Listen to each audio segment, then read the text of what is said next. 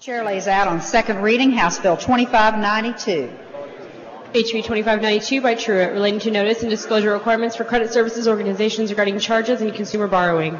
Chair recognizes Representative Truitt. Thank you, Madam Speaker. Members, what I would like to do is just lay a little groundwork and then go into the bills.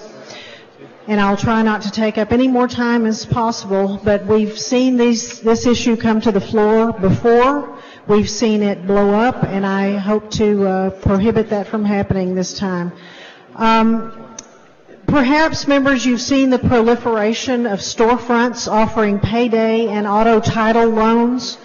Presently, these businesses operate outside of any state 393 of the Texas Finance Code, calling themselves credit service organizations, or CSOs. They're not really credit service organizations, though. What they are, and what I propose to rename them, is credit access businesses, or CABs. The need for regulation of these types of businesses has been hotly debated on the floor of this House during the last several sessions. Clearly, there is a market for these short-term loans, and please know that it is not my desire to put any legitimate operators out of business. I believe that the last thing this legislature should do is put them out of business, because I believe that the Texans would be, the options for those borrowers would be worse than what exists already. Yet practices within the industry simply demand attention from this legislature. I have 3 bills that will be 2 today and 1 tomorrow that I'll be laying out that will put necessary and appropriate regulations and restraints on those making payday and auto title loans. These bills are the product of more than 100 hours of intense negotiations between representatives from the industry and consumer advocates. With help from the UT Law School Center for Public Policy Dispute Resolution, mediation settled many of the questions and disputes between the two groups. The 3 bills will rename the CSOs as credit access businesses. That's because the law that created CSOs was never intended to be used for entities making payday loans or auto titles, but today that is its primary use. Therefore, it's become necessary to distinguish between true CSOs that provide debt counseling and credit assistance and the credit access businesses that broker payday and or auto title loans. The question of how state government should oversee payday and title lending has been before this body before on several occasions. Each time a bill has come to the floor, it has been heavily amended, attacked, and ultimately killed. As chair of Pensions, Investments, and Financial Services, the responsibility for this issue has fallen to me. I decided to file my own bills on this issue because I looked at the bills that had been filed in both the House and the Senate and did not think that any of them had a chance of surviving the floor of the House because of their structure and their content. I have 3 bills because I want to try to limit the ability of members who, for whatever reason, may wish to kill one or more of these bills. The bills are tightly crafted, so amendments that are not germane will be easily identified.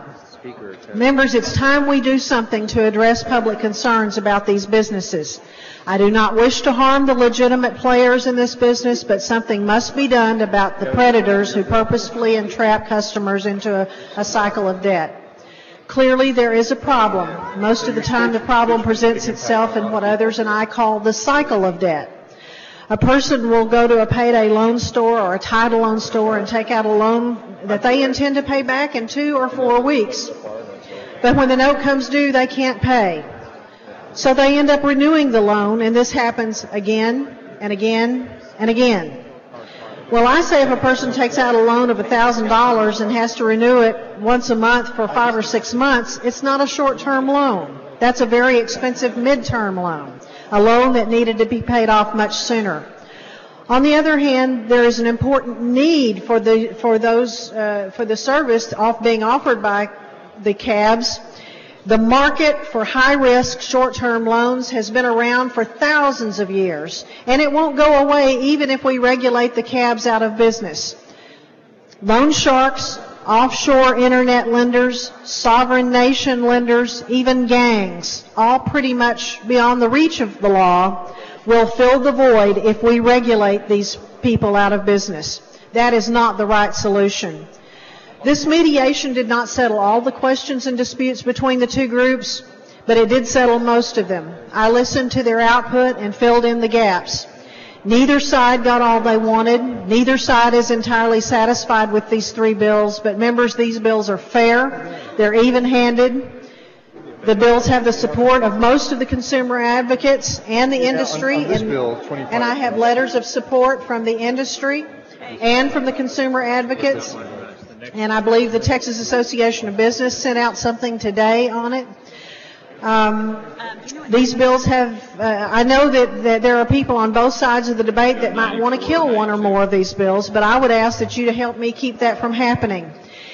It's time that we need to do something about the issue, and I'm convinced that these bills lay a good foundation for a fair, market-focused, limited government solution to the problem. They are balanced. They attack the cycle of debt without suffocating legitimate actors with regulations. They allow the Consumer Credit Commissioner to act on behalf of consumers while protecting the ability of these businesses to innovate and serve their customers legitimately. They educate consumers and they let the market work. I'm hoping that you will follow my lead on any proposed amendments. I have one or two perfecting amendments for each bill. Beyond that, frankly, I really don't care for any amendments. I'm not saying these bills are perfect, but I know that they're well thought out and well crafted, and if I start taking a lot of amendments, I fear these bills will suffer the same fate as what's happened in the past, and that is to get amended into oblivion. So I respectfully request that you help me keep that from happening.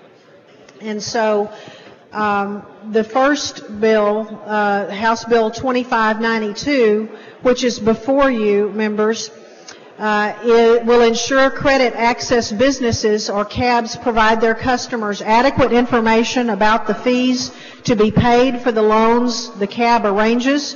Right now, there are few rules or guidelines in place to ensure the CAB's fees are presented in a fair and unambiguous way to customers. This bill requires CABs to provide consumers with fee schedules, posted notices, helpline information, and information about consumer loan options.